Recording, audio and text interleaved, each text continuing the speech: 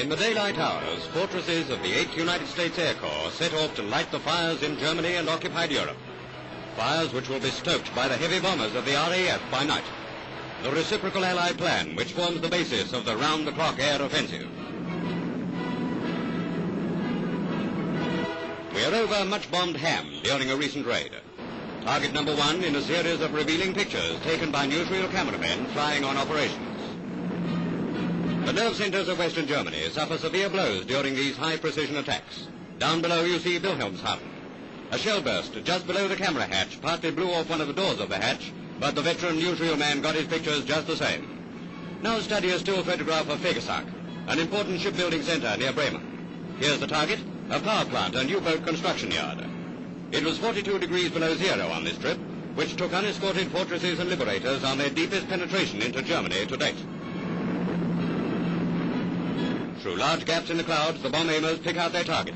As the bombs are released, we're going to show you the arrow-pointed path of some heavyweights going down.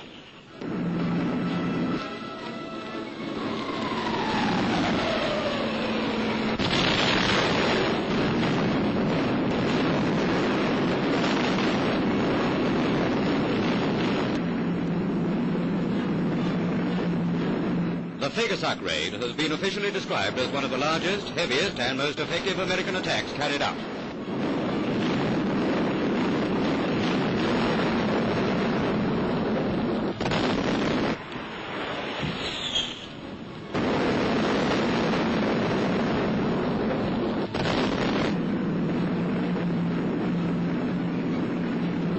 The end of a record-making and highly successful expedition.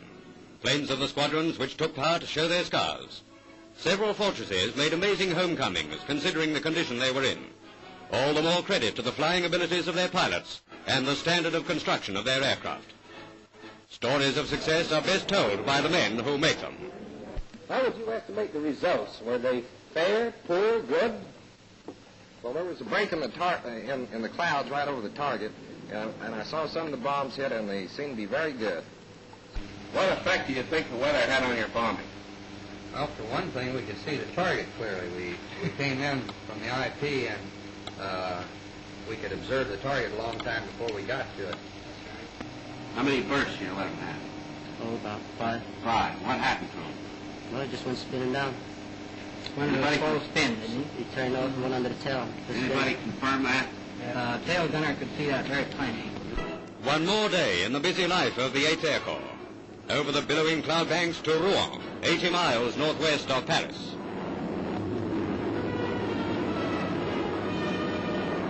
The spot which is receiving attention at the moment is the railway yards, a network of lines and a key point in the German-controlled French railways.